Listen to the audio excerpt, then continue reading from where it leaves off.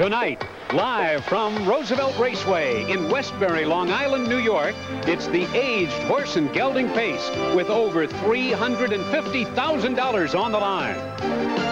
It was 30 years ago that this newsreel footage was taken, and the father of modern-day harness racing, George Morton Levy, opened this new $20 million dream track. Tonight, the history continues. In harness racing, as in other sports, the sparks seem to fly and the memory records as past champions meet again in competition. We'll get ready for just such an event as the Breeders' Crown comes to Roosevelt Raceway. Hello, everyone. I'm Dave Johnson in another of our series of championship harness races. And most think that the greatest Breeders' Crown event was back in '84 when Dragon's Lair defeated Annihilator. Many think it was in '85 as Robust Hanover defeated Barbary Spur right on the wire. Well, Dragon's Lair and Robust Hanover are here again tonight, but the field is so deep in competition, they are not even favored. Ellie Sarama, lots of stories about our contest. Well, Dave, the horse that drew the rail, Swapsy Bromack from New Zealand, he's the first foreign-bred pacer ever to compete in a Breeders' Crown event. But the real story is Tucson Hanover. He is the local favorite. He's trained by one of the top local trainers in the area, driven by Michelle LeChance, a big crowd pleaser, and one of the biggest names in sport. And one of the biggest names in harness racing, and one of the biggest names in the world of sport, has a connection to this race, right, Stan Bergstein? Absolutely, and George Steinbrenner, who part owner of Incredible Finale, one of the top choices tonight. But a more interesting story to me, Dave, is the story of John Saipo, Ralph Sogi, and Lester Kennett, three men from New Jersey who 4 years ago gave $1,800 for a weanling. He has won $300,000. In most races, if you don't keep them eligible with payments, they can't get in. This race, the Breeders' Crown, has a supplementary payment. It cost these three men $47,000 to put this horse in tonight, more than any one of the three earns in salary in a year. And the name of the horse is Stonebridge Skipper. And one of the top choices. And let's go right now to find out about the track condition. Our colleague in the winner's circle, Alan Kirschenbaum. I'll tell you a little bit about the track condition. It is cold and raw and windy right around here. Fortunately, I ran into Lieutenant Colombo in the grandstand, and he lent me his overcoat. The fact of the matter is the wind has helped. It has dried out the track considerably, and barring another downpour, I think the track will be in pretty good shape when it comes to post time. Let's go back to Dave Johnson. Let's check the field in the morning line. Swapsy Bromack at 10, Robust Hanover at 6, Dragon's Lair at 8-1. Incredible Finale is at 6. Brian's Breeze starts at 5-1. Armbro Emerson at 8. Quite a Sensation is number 7 and starts at 10-1. The morning line favorite, Stonebridge Skipper at 3-1, and Tucson Hanover at 4. And welcome back to Roosevelt Raceway as we get set to take a look at the field for tonight's aged horse and gelding pace. And Swapsy Bromack is out of the paddock, answering the call to the post. And it's the New Zealand bred who will start our post parade, Ellie. Well, Dave, an interesting story behind him. He was claimed by his present owners for the sum of $75,000, and he is the only foreign-bred pacer to compete in the Breeders' Crown. He draws the rail, and that will be a very big advantage for him. Driven by Gilles Gendron. The number 2 horse is Robust Hanover, and Bill O'Donnell is in the bike. A Breeders' Crown champ at 2 back in '85. Last year he finished second in this event for 3-year-olds, and tonight Little Robust is back again to try to capture yet another crystal. He's in fine racing form and cannot be overlooked. And look at what happened right there on the track. Bill O'Donnell, Stan Bergstein, what's going on? Robust took a bad step and went down is what's going on, and as you see, Bill O'Donnell holding his head down. You have to do that with a horse because they try to raise up on their head first. So to keep him still, he's holding his head down, and here come the grooms and attendants over from the paddock to unhitch the horse and take the sulky off so that he doesn't thrash around. They have to unloose and unfasten the sulky. How often does this happen? Very, very rarely in a post parade does it ever happen. Well, let's pick up the post parade, and we'll get the story on Bill O'Donnell and Robust Hanover in just a moment. Here's Dragon's Lair, the 3-horse with John Campbell. The biggest event in his racing career was when he won the Breeders' Crown as a 2-year-old, defeating the unbeaten Annihilator. He returns to the track after his stud career was cut short, and with only 7 starts under his belt, he seems to be fit and ready. And how about Incredible Finale with Tom Harmer, the 4? He's the richest Illinois bred of all time, a noted front runner with plenty of speed. He recently won an invitational sensational race in Sportsman's Park, but that was 2 weeks ago. The time off may hurt him. That is incredible finale, and Brian's Breeze is number 5, and Richie Silverman is in the bike, and that horse in front of the grandstand now. A world record holder on a half-mile track for geldings. He's a very versatile horse. He can leave out of the gate and come from off the pace. He defeated quite a sensation, and in his last start was within a half a length of the upsetting Stonebridge Skipper. The 6th horse is Armbro Emerson with Walt Whalen. He's coming into this race with 3 consecutive victories in open company. He favors a half-mile track with only 8 starts this year, 4 of which are wins. He appears to be in peak form. Quite a sensation is number 7, but let's take a look what's happening here. Well, Robust is back up on his feet. As soon as they got the bike unhitched there, he got right up. It appears to be uninjured. And obviously, O'Donnell and Lofty Brooks, the trainer, are concerned about the situation. I don't know what is going to happen now, except they undoubtedly scratch him. The horse will fall down in the post parade, won't be allowed to race. Understand that he has been scratched. Let's go back to quite a sensation who's on the track now with Trevor Ritchie. He's been just that. As a 3-year-old, he set a world's record for pacing geldings on a 5/8 track, winning the North America Cup. He can handle a half-mile track, but he seems to be at the top of his game on a bigger-sized track. And number 8, Stonebridge Skipper with Regine Dagnol. Eligible 3 years in a row to this event. Tonight, his owners had to supplement him to race for a fee of over $46,000. He's won his last 4 starts and just couldn't be in better shape for the race. His only deficit is his post position. And Tucson Hanover is the number 9 horse with Michelle Lachance coming out of the back paddock there. The highest money earner in the field this year with over $340,000. He tied the track record right here at Roosevelt 2 weeks ago, pacing a mile in 1:55 and 2. He has the 9-hole, but he'll score out of the 2nd tier and by far is a major contender, Dave. And but the big news right now is that Robust Hanover has been scratched by order of the judges here. Let's check the top contenders, and let's find what Alan Kirschenbaum looks for in just a few big guns in this Breeders' Crown field. Alan? If there's a top contender based on sentiment, it would have to be Dragon's Lair, one of the sport's most magnetic stars. Less than an 8. It's Dragon's Lair by 2.5. Here comes Nihilator and Broadway Express. Dragon's Lair, Nihilator, Dragon's Lair wins the Breeders' Crown. 154. Dragon's Lair electrified the harness racing world with his defeat of the up to that point unbeaten Nihilator in the 1984 Breeders' Crown 2-year-old Colt Pace. And he could come full circle with a win here tonight as a Breeders' Crown aged pacer, but it's going to take all of John Campbell's considerable skills to get him there, because horse races are not won on sentiment. They're won on cold hard ability, and nobody has more than Stonebridge Skipper. This son of Scarlet Skipper, purchased, as Stan Bergstein mentioned, for $1,800 as a weanling, is coming into this race in the shape of his life, having ripped off 4 straight victories, including this one in August at Roosevelt Raceway right here. Regine Dagnol guides for trainer Joe Holloway, and Stonebridge Skipper, who has won 10 of his last 25 starts and over $150,000, looks to be about as ready as they come. He's drawn the 8 post, unfortunately, which is not where he wants to start from, but Dagnol is an aggressive reinsman and should have him in some sort of position. The other logical contender has drawn into the 2nd tier, and his name is Tucson Hanover. His fortunes are guided by trainer Vinny Origema and driver Mike LaChance, the most lethal trainer-driver combination here at Roosevelt Raceway.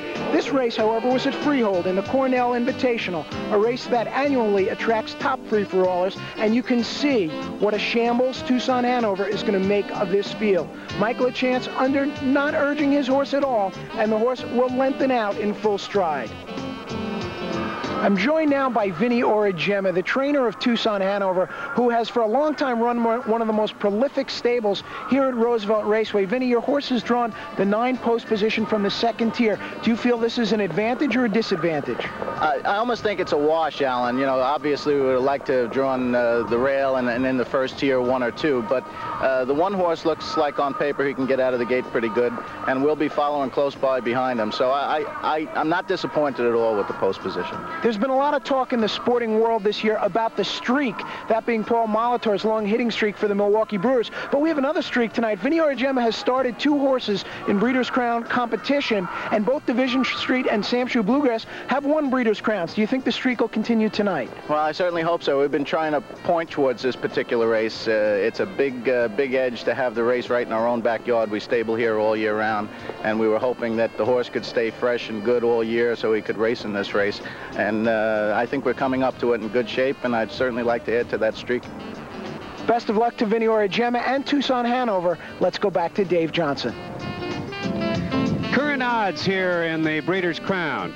Swapsy Bromac is at 15. Scratch Robust Hanover. Dragon's Lair is 4.5 to 1. Incredible Finale is at 7 to 1 on the tote board. The number 5 horse, Brian's Breeze, is next. He's at 5. Armbro Emerson 10. Quite a Sensation at 8. Stonebridge Skipper is at 4. And Tucson Hanover is the 2 to 1 choice. And Tucson Hanover will still start from the second tier, even though we've had the late scratch. Robust Hanover has been scratched out of the Breeders' Crown. Quite a disappointment for his followers, and I'm sure a disappointment for Bill O'Donnell, the driver. Let's find out. Here's Alan Kirschenbaum with Bill. Billy, we saw very clearly what happened in the post parade, but maybe you could give us the best description of it. Well, I just was starting down the post parade and falling along there, and he just got tangled up in his feet and fell down. We will go back over to Dave Johnson. I'm sure Billy O'Donnell will have his chance to win many other Breeders' Crown races. Dave? Well, Ellie, as we get set for the start, what is the rule on horses that actually fall down in a post parade or on the track? Well, Dave, at any point in time, really, even in the paddock, they are not allowed to touch the racetrack or the ground whatsoever because they are scratched for any reason. A horse can go out, like Billy said, his horse just stumbled. He got tangled up in his feet, and a horse can't stay up once they stumble and knuckle over, and he went down to the ground, and the judges have to scratch him. It's just a rule. All that training, all that preparation, and then it all goes down the drain because the judges say scratched. Let's get a quick check of the odds as we get ready for post time. Swapsy Bromac is at 25. Scratch the 2-horse Dragon's Lair is at 4.5. Incredible Finale is at 4 to 1. And we have Brian's Breeze at 6, Armbro Emerson 9, Quite a Sensation 12, Stonebridge Skipper is 9 to 2, Tucson Hanover now the 7 to 5 choice. Alan, how do you see the race? Well, if the conditions ever favor closers on a half-mile track, it's tonight here at Roosevelt Raceway. It's cold and raw, which makes it even harder for a horse to win it on the front end. Plus, there's a little bit of a wind that'll help the closers coming down the stretch and hurt the horses without cover on the back stretch. Incredible Finale's a real speedball, and I expect him to cut a lot of this mile. His driver, Tom Harmer, loves the front end, and I would not be surprised if he could get to the top and not let anybody go, meaning that Stonebridge Skipper, because of his outside post, is in a very, very bad spot. On the other hand, Tucson Hanover, I agree with Vinny Origema. It's not a bad spot. If Swapsy Bromac can get out of there, and he will, he should be able to get Tucson Hanover in striking position. As soon as the opening comes up, Michael LaChance is going to take it. I think Tucson Hanover will win it. Let's go back to Dave. It is the Breeders' Crown, and you look at the Breeders' line, and you see that Stonebridge Skipper is by Scarlet Skipper. Quite a history to this horse, Stan. Well, it was one of the biggest losses in the sport. The sport has lost 2 top-notchers, in Scarlet Skipper, who died early, and Armbro Nesbitt. He had last year's, Scarlet Skipper had Forest Skipper last year, the horse of the year, and of course, this top horse, too. And Ellie, as they get set to go, there's one person who won't be watching the race. Well, I guess Linda Porter won't be watching. The owner, Quite a Sensation. She covers her head with a blanket, plugs her ears. She just is so afraid of a mishap in the race. I guess what happened to Robust Hanover, she's got quite a good reason to feel like that, so she watches the reruns. Well, let's hope that she has better luck than the folks who have Robust Hanover here this evening. This is a half-mile track, and the track is labeled good, I believe, for this encounter. And we will have Tucson Hanover starting from the second tier. And since this is a mile event, they will go twice around. And we will now go to the top of the stands. And here is Jerry Glantz, the track announcer at Roosevelt, to call the action. Jerry? They're all fan pacing Swapsy Bromac at the rail. In between horses, Dragon's Lair with Incredible Finale. Brian's Breeze on the outside going for the lead. Into the first turn, Dragon's Lair on the outside. Swapsy Bromac at the rail battling for the lead. Tucson Hanover third, Incredible Finale parked out fourth. Brian's Breeze on the outside fifth. Armbro Emerson sixth. Stonebridge Skipper seventh. Quite a Sensation eighth. They go to the quarter pole. Dragon's Lair, the outside, gets the lead. Swapsy Bromack is second there by the quarter in 28-1. They race into the paddock turn the first time. Dragon's Lair by a length and a half. Incredible Finale parked in the outside second. Swapsy Bromack third. Tucson Hanover goes to the outside fourth. Armbro Emerson the rail fifth. Brian's Breeze in the outside sixth. Stonebridge Skipper is seventh. And the trailer quite a sensation. Stride Incredible Finale. They combine the stands the first time. Dragon's Lair by 3 lengths. Swapsy Bromack second. They reach the half mile. 56 flat. They race into the clubhouse turn. Dragon's Lair with the lead. Swapsy Bromack the rail. Tucson Hanover the outside third. Armbro Emerson at the rail fourth. Brian's Breeze of the rim fifth. Stonebridge Skipper sixth. Quite a sensation seventh. The trailer Incredible Finale. They go to the three-quarter pole. Dragon's Lair with the lead. Tucson Hanover right at him on the outside. Armbro Emerson swings in the outside third. Swapsy Bromack fourth. 3/4 on the board in 1:25-2. Paddock turn the final time. Tucson Hanover takes over the lead. Dragon's Lair at the rail. Armbro Emerson comes on third. Quite a sensation with a long way to go. They've got an eighth of a mile to pace now. They turn for home. Tucson Hanover the rail. Armbro Emerson moves to them. With the lead. Armbro Emerson in the outside gets the lead. Tucson Hanover second. Armbro Emerson wins the Breeders' Crown. Time of the mile, 1:54 1/5, the fastest mile ever paced in Roosevelt Raceway history. And the unknown millionaire comes home a winner in the Breeders' Crown. You know, it really is hard to win $1 million, but let's watch how he goes over the $1 million mark in the replay of the stretch drive of the Breeders' Crown here at Roosevelt Raceway. He's going to do it, and nobody knows about this millionaire because he always seems to be runner-up in some big races. Walt Whalen, a professional, Canadian-owned. This horse is quiet but effective. And watch here as Armbro Emerson, with Walt Whalen in his green and gold colors, passes the local favorite Tucson Hanover to score impressively here this evening in 1:54 1/5 seconds. Unofficially, Armbro Emerson takes the Breeders' Crown for aged horses and geldings on the pace at Roosevelt Raceway. Well, there are a lot of stories here, but one of them is on the screen right now. 1:54 1/5 seconds. And when you consider the great history of Roosevelt Raceway, Ellie, when you think about it, the fastest mile ever on a track that is not super fast this evening, it was quite an accomplishment. It definitely was, Dave. The weather, especially. It's cold, it's windy. You usually don't do that on a cold and windy night. The race set up pretty good for him, though. There was a lot of front-end speed. They were down to the half real fast, and he just finished and he had the most pace coming home. And the prices show that it's the number 6 horse. $18.40 for Armbro Emerson on the win. $6 and even more, $6.60 to show. The 9 horse Tucson Hanover at $3.20 and a mere $3.20 to show. And the 7 horse, quite a sensation with Trevor Ritchie driving, $8.40 for the show spot. Now down to Alan Kirschenbaum. I am joined by a very happy Walt Whalen. And Walt, Armbro Emerson made $937,000 last year, but it was overlooked a little bit in the wagering here. Did you have confidence in the horse? I figured he had a good shot tonight because he's been sick early in the season, but he seemed good now. He's winning these last 3. All right, we're going to take a look at the race right here. Walt, maybe you can help us talk through it. We're going to pick up the action going down the backstretch and tell me when they got down to the half as fast as they did, 56 seconds flat, did you think you'd have a pretty good shot? The only thing I had to worry about then is make sure I could get out. Well, the horse did get out, and right here he's following the perfect cover of Tucson Hanover. Do you realize you're in perfect striking position as they pass the 3/4? I thought I had her pretty well under control, if providing, you know, everything kept going the way it was, because I thought he'd have a pretty good shot in the lane. Dragon's Lair begins to pack it away here after 3/4 in 1:25-2. Tucson Hanover, who many people thought would be the horse to beat here, carries it into the stretch. But here comes little Armbro Emerson to pick up the spoils. Tell me, Walt, how do you feel winning a race like this? Feels great. Congratulations to Walt Whalen and the owners of Armbro Emerson. Let's go back upstairs to Dave Johnson. The winner's circle happening right out there, and it is quite an upset as Armbro Emerson comes home a winner and pays $18.40. And Ellie, there is something to say about horses in current form. Oh, for sure, Dave. The horse he has 8 starts this year, but 4 of those are wins, and his last 3 starts were absolutely sparkling performances up in Canada. So the horse is probably very used to cold weather. I'm sure he felt right at home here at Roosevelt Raceway. Let's take a look at the order of finish top to bottom in this evening's contest. Armbro Emerson comes home the big winner. Tucson Hanover, the local favorite, finished second.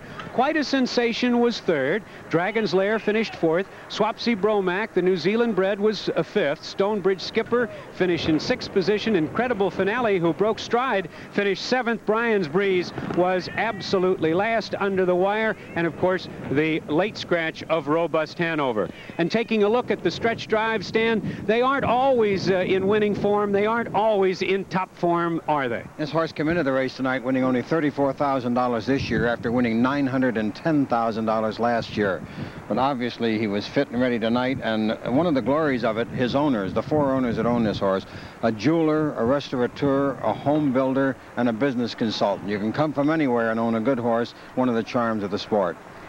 And what about Robust Hanover? When do you think we might expect to see him back on the track? I don't think he was injured, as he just stumbled and went down. Unfortunately, it happened when it did. He's won $1.3 million, so he isn't suffering too much, but it was an unfortunate break.